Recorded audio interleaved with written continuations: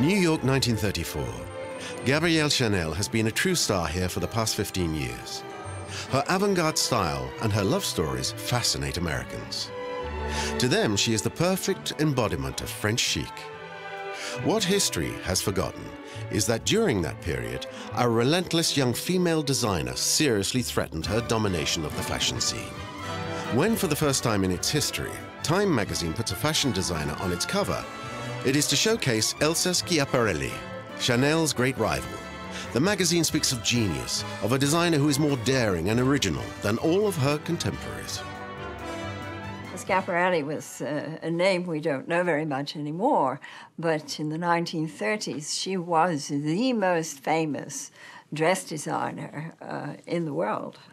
She lived in Paris, she worked on the Place Vendôme, she had the world at her feet. Since the end of the 20s, Elsa Schiaparelli had been shaking up fashion with her wild sense of fantasy and her eccentric sense of humor. This exuberant style brings lightness and fun in an era of worldwide economic depression.